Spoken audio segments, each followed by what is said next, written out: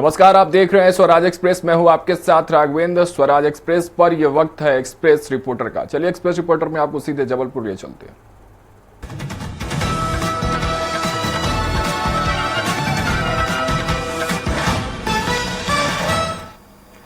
शहर के चौराहों पर यातायात सिग्नल को कंट्रोल करने वाली कंपनी का कार्यकाल हुआ खत्म। बीते 6 माह से यातायात सिग्नल नहीं कर रहे हैं काम। लगातार चौराहों पर बन रहे हैं दुर्घटनाओं की आशंका। स्मार्ट सिटी ने जबलपुर के यातायात व्यवस्था को दुरुस्त करने के लिए शहर के 12 से ज्यादा चौराहों और 6 एग्जिट पॉइंट पर अत्याधुनिक उपकरण और कैमरे लगाए थे। इंटेलिजेंट मैनेजमेंट सिस्टम के तहत ये काम एक निजी कंपनी को सौंपा गया था, लेकिन सितंबर 2024 में इस कंपनी का कार्यकाल पूरा होने के बाद कंपनी अपना काम बंद करके जा चुकी है। लेकिन स्मार्ट सिटी ने किसी दूसरी कंपनी को शहर के यातायात व्यवस्था को संभालने वाले यातायात सिग्नल संभालने का काम किसी दूसरी कंपनी को नहीं दिया। इस वजह से पिछले 6 माह से यातायात सिग्नल बंद पड़े हुए हैं और ऐसे में लोग खतरनाक ढंग से चौराहों को पार कर रहे हैं और दुर्घटनाओं की आशंका लगातार बनी हुई है। शहर के इंटेलिजेंट मैनेजमेंट सिस्टम का पूरा काम स्मार्ट सिटी देख रही है, लेकिन अभी स्मार्ट सिटी का ही भविष्य तय नहीं है। इसलिए किसी भी कंपनी को इस यातायात सिग्नल की निगरानी का काम नहीं सौंपा गया है। अरुण दुबे, एक्सेस रिपोर्टर, जबलपुर। वॉच लीग संस्था ने उठाया पत्नी पीड़ित पुरुषों का मामला। सरकार से कहा कि पुरुष प्रोटेक्शन एक्ट होना चाहिए लागू। भारत को पुरुष प्रधान देश कहा जाता है। आमतौर पे अभी तक भारत में पुरुषों द्वारा महिलाओं के शोषण की खबरें आया करती थी, लेकिन वॉच लीग संस्था ने कुछ ऐसे पुरुषों को सामने लेकर के आई जो पत्नियों से पीड़ित हैं।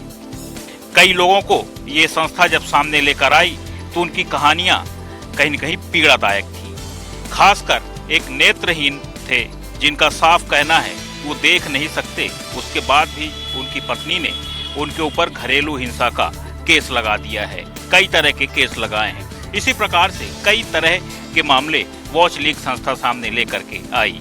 इनका सरकार से दरख्वास्त है कि सरकार जिस प्रकार से महिलाओं के लिए मजबूत कानून और एक्ट लेकर के आई है, ठीक उसी प्रकार से पुरुषों के लिए भी पुरुष एक्ट लेकर के आना चाहिए, जिससे पुरुषों की भी सेफ्टी होनी चाहिए। क्योंकि कानून का दुरुपयोग करके महिलाएं इस वक्त पुरुषों को तरह तरह से प्रताड़ित कर रही हैं और यही कारण है कि पुरुष खुदकुशी करने के लिए बाध्य हो रहे हैं। इस संस्था का ये भी कहना है कि ये हाई कोर्ट और सुप्रीम कोर्ट भी जाने वाले हैं, क्योंकि जहां फर्जी केस दर्ज हैं उन केसों का खात्मा होना चाहिए। पुरुष लगातार परेशान हो रहे हैं, कभी उन पर घरेलू हिंसा का केस, कभी दहेज प्रताड़ना का केस, इस प्रकार से अलग अलग तरह से महिलाएं को केस लगाकर प्रताड़ित कर रही हैं। वॉच लीग संस्था का आरोप है कि कानून की आड़ में कई महिलाएं कई घरों में पुरुषों को परेशान कर रही हैं। कई तरह से कानून का दुरुपयोग करके पुरुषों को परेशान करके और उनसे अवैध रूप से धनराशि ले रही हैं और उनका यही कारण है कि लोग परेशान हो रहे हैं और आत्महत्या के मामले बढ़ रहे हैं। भोपाल से एक्सप्रेस रिपोर्टर के लिए संदीप। भोपाल और रायसेन जिले के करीब 61 गांवों में पेयजल की समस्या हल करने के लिए हलाली समूह जल प्रदाय योजना बनाई गई थी, लेकिन योजना का काम धीमा होने से इन गांवों के लोगों को अभी भी पानी का इंतजार है। रायसेन जिले के 25 और भोपाल जिले के 36 गाँव में पानी पहुँचाने के लिए हलाली समूह जल प्रदाय योजना के लिए 98 करोड़ 72 लाख रुपए की लागत से कार्य चल रहा है। रायसेन के दहीड़ा गांव में फिल्टर प्लांट बनाया जा रहा है। गांव में घर घर पानी पहुंचाने के लिए 18 टंकियों का निर्माण कराया जाना है। कंपनी ने पहले 30 जून 2024 तक काम पूरा कर पानी की सप्लाई करने का भरोसा दिलाया था, लेकिन तय समय पर काम पूरा नहीं हो पाया है। ऐसे में कंपनी ने 30 मार्च 2025 तक का समय दिया था, लेकिन काम अब भी अधूरा पड़ा हुआ है। जल जीवन मिशन के तहत इस योजना को मंजूरी दी गई थी ताकि 2 साल के भीतर ग्रामीणों को पीने के लिए शुद्ध पानी उपलब्ध होने लगे, लेकिन इस योजना का कार्य भी अभी अधूरा पड़ा हुआ है। जबकि भोपाल विदिशा हाईवे 18 पर 6 माह पहले पाइपलाइन डाल दी गई थी। इस पाइपलाइन में अभी भी कई गाँव की पाइपलाइन को जोड़ा नहीं जा सका है। इस समय क्षेत्र में गर्मी अपनी रुद्र रूप दिखा रही है और ग्रामीण एक एक बाल्टी पानी के लिए परेशान हो रहे हैं। लेकिन कंपनी की लापरवाही के कारण अभी तक पानी की सप्लाई नहीं हो सकी है। ग्रामीणों का कहना है कि 2 बार योजना के पूरा होने की समय सीमा बढ़ने के बावजूद काम पूरा नहीं हो सका है। को कंपनी के खिलाफ कार्रवाई करनी चाहिए, लेकिन संबंधित विभाग के अफसर कोई कार्रवाई नहीं कर रहे हैं। Naseem Ali, express reporter, Raisen. Electronics के क्षेत्र में छत्तीसगढ़ नई उड़ान भरने जा रही है। आज मुख्यमंत्री विष्णुदेव साय के द्वारा प्रदेश के पहले सेमीकंडक्टर प्लांट का भूमि पूजन किया गया है। नया रायपुर सेक्टर 5 में प्लांट का भूमि पूजन मुख्यमंत्री विष्णुदेव साय के द्वारा किया गया। Polymatech electronics private limited company Chhattisgarh का पहला सेमीकंडक्टर चिप प्लांट बनाने की शुरुआत करने जा रही है। 1100 करोड़ की लागत से यह प्लांट नवा रायपुर में स्थापित होगा। प्लांट में गैलियम नाइट्रेट सेमीकंडक्टर चिप का उत्पादन किया जाएगा, जो छत्तीसगढ़ में 6G और 7G इंफ्रास्ट्रक्चर के लिए उपयोगी होगा। इससे प्रदेश के युवाओं को रोजगार मिलेगा। साथ ही कंपनी ने प्रदेश में 10,000 से अधिक के करोड़ के और निवेश का यहां पर घोषणा की है। नई औद्योगिक नीति लागू होने के बाद से प्रदेश में लगातार उद्योगपति निवेश कर रहे हैं। इसी कड़ी में छत्तीसगढ़ एक और नया आयाम रचने जा रहा है। एक्सप्रेस रिपोर्टर रायपुर से गोपी कृष्ण साहू। हमनूद वन परिक्षेत्र में मिले मृतक तेंदुए के मामले में 2 आरोपियों को लिया हिरासत में। 4 नाखून एवं अन्य अवशेष किए जब्त। गत दिनों वन परिक्षेत्र के बहरुलपुरा इलाके में गहरी खाई में मिले तेंदुए का शव के मामले में वन विभाग ने 2 आरोपियों को हिरासत में ले लिया है। बता दें 1 अप्रैल को मालीपुरा के पास खाई में एक तेंदुए का शव मिलने के बाद इलाके में हड़कंप मच गया था। सूचना पर वन विभाग का अमला मौके पर पहुंचा था। तेंदुए का शव करीब 5-7 दिन पुराना था, जिसमें तेंदुए का एक पंजा भी गायब था और शरीर पर घाव के निशान होकर छत विक्षत अवस्था में मिला था, जिसे डॉक्टरों की टीम ने मृतक तेंदुए का पीएम कराया गया। इंदौर से फॉरेंसिक और डॉग स्क्वाड की मदद से भी जांच की गई। आसपास के गाँव में पूछताछ के बाद 2 संदिग्ध पप्पू डावर एवं कैलाश दोनों निवासी मांडव को हिरासत में लेकर सख्ती से पूछताछ की, तो दोनों ने तेंदुए के मृत अवस्था में होने के बाद उसके नाखून निकालने की बात कबूली।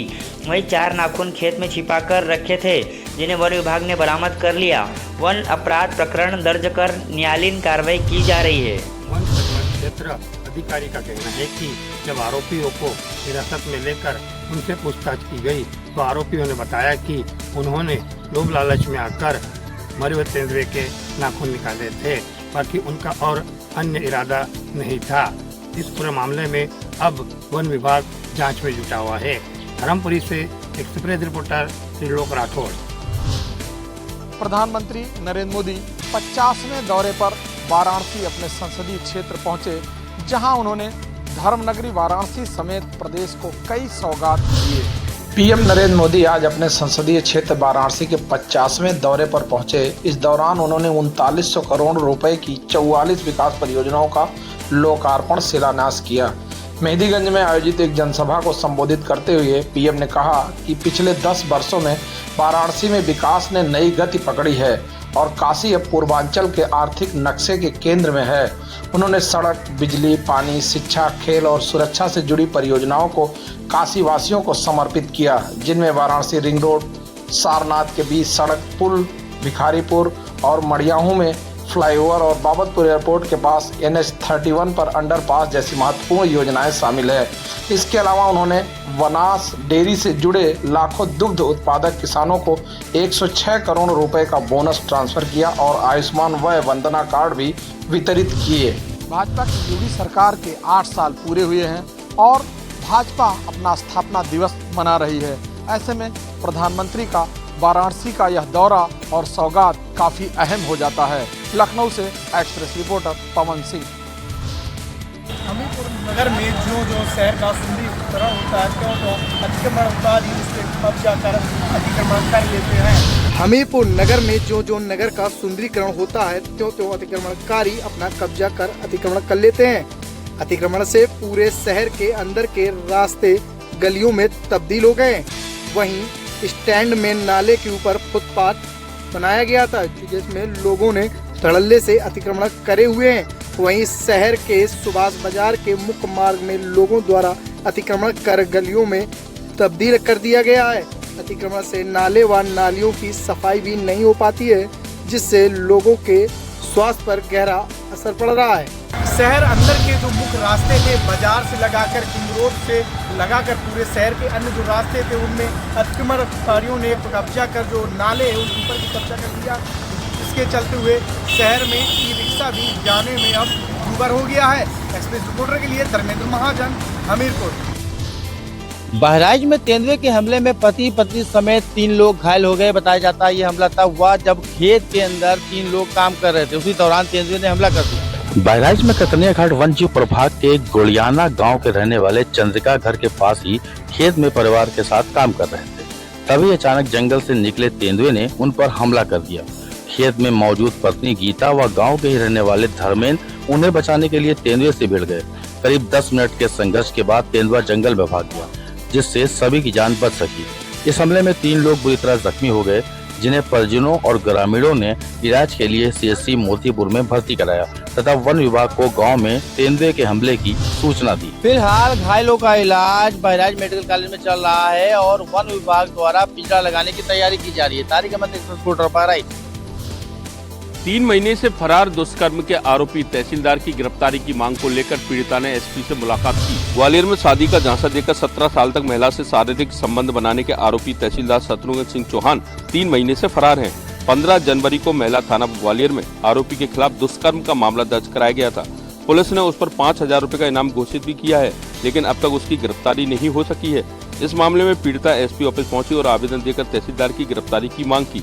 महिला ने आरोप लगाया कि ग्वालियर सिटी सेंटर के SDM विनोद सिंह आरोपी को संरक्षण दे रहे हैं। महिला का दावा है कि SDM और तहसीलदार के बीच लगातार फोन पर संपर्क हो रहा है। यदि कॉल डिटेक्ट खंगाली जाए तो आरोपी की लोकेशन और नेटवर्क का पता लगाया जा सकता है। हालांकि इस मामले में SDM विनोद सिंह ने सभी आरोपों को खारिज करते हुए कहा कि वो पीड़िता को जानते तक नहीं है, ऐसे में वो तहसीलदार की मदद कैसे कर सकते हैं। ग्वालियर से एक्सप्रेस रिपोर्टर विनोद शर्मा। आगरा मुंबई राष्ट्रीय राजमार्ग 52 पर आज एक दर्दनाक हादसा हो गया। इस हादसे में एक युवक की जान चली गई। यह हादसा गोपालपुरा और उकावता के बीच हुआ, जब एक बस और ट्रैक्टर ट्राली की भीषण टक्कर हो गई। यह हादसा सुबह करीब 6 बजे के लगभग हुआ। मृतक की पहचान 32 वर्षीय बलराम राजौरे के रूप में हुई, जो मंडोदा का रहने वाला था। बलराम प्याज लेकर शाजापुर मंडी बेचने जा रहा था, तभी ट्रैक्टर ट्राली को एक तेज रफ्तार बस ने टक्कर मार दी। टक्कर इतनी भीषण थी कि बलराम की मौके पर ही मौत हो गई। घटना की सूचना मिलते ही पुलिस मौके पर पहुंची और शव को पोस्टमार्टम के लिए भेजा। पुलिस ने मामला दर्ज कर जांच शुरू कर दी है। हादसे के बाद राजमार्ग पर कुछ देर के लिए यातायात बाधित रहा, जिसे बाद में पुलिस ने सुचारू रूप से चालू करवाया। तेज रफ्तार और लापरवाही के कारण ऐसे हादसे होते रहते हैं, जिनमें कई लोगों की जान चली जाती है। प्रशासन को इस दिशा में सख्त कदम उठाने की जरूरत है। फिलहाल पुलिस पूरे मामले की जांच कर रही है। शाजापुर से express reporter Om Prakash Prajapati. Doctor Bhimrao Ambedkar के 125वें जयंती के अवसर पर बीजेपी प्रदेश भर में सम्मान कार्यक्रम करने जा रही है। डॉक्टर भीमराव अंबेडकर सम्मान कार्यक्रम को लेकर बीजेपी के प्रदेश मुख्यालय कुशाभाऊ ठाकरे परिसर में एक प्रदेश स्तरीय कार्यशाला का भी आयोजन किया गया है। इस कार्यशाला में बीजेपी के राष्ट्रीय उपाध्यक्ष लक्ष्मीकांत वाजपेयी मुख्य वक्ता के रूप में शामिल हुए और इस कार्यशाला में यह बताया गया कि 13 अप्रैल से 25 अप्रैल तक प्रदेश भर में डॉक्टर भीमराव अंबेडकर के सम्मान में कार्यक्रम आयोजित किए जाएंगे। इस दौरान उनकी सभी जगह पर स्थापित प्रतिमाओं की साफ सफाई के साथ उनका माल्यार्पण किया जाएगा और इस अवसर पर जनता के बीच यह संदेश भी दिया जाएगा कि बाबा साहब का सम्मान बीजेपी करती है, जबकि कांग्रेस ने हमेशा उनका अपमान करने का काम किया। डॉक्टर भीमराव अंबेडकर के सम्मान कार्यक्रम के बहाने बीजेपी यह भी दर्शाने का प्रयास कर रही है कि कांग्रेस आरक्षण विरोधी रही है और कांग्रेस ने हमेशा बाबा साहब का अपमान किया। रायपुर से एक्सप्रेस रिपोर्टर दिलीप साहू। उमरिया जिला मुख्यालय स्थित उमरार नदी, जो कि उमरिया की जीवनदायिनी नदी है, इस नदी से तकरीबन आधी से ज़्यादा आबादी इस नदी का उपयोग करती है पानी का, लेकिन आज इस नदी की हालत बद से बदतर हो गई है। इस नदी में पूरे उमरिया शहर के गंदे नाले जोड़े गए हैं, गंदी नाली जोड़ी गई है, जिसके वजह से इस नदी का शुद्ध पानी जो था, पीने योग्य पानी जो था, वो पूरी तरह बदबूमय हो गया है। आज की डेट में इस नदी का पानी पीने का तो छोड़ो आप, इसका तो उपयोग करना भी मुश्किल हो गया है कि किस स्थिति में ये नदी नाले के स्वरूप में, गंदे नाले के स्वरूप में बदल चुकी है। आप देख सकते हैं कि पूरे नदी में ये जो काई रूप गंदा घास हो गया है, गंदगी हो गई है, पूरा कीचड़ है और इस नदी से तेज बदबू आती है, जिससे इस नदी का पानी का उपयोग पूरी तरह आज के समय पर बंद हो चुका है। इस नदी के पानी का उपयोग न होने की वजह से उमरिया की आधी आबादी को भारी समस्या का सामना करना पड़ रहा है। उमरिया से अरुण द्विवेदी, एक्सप्रेस रिपोर्टर।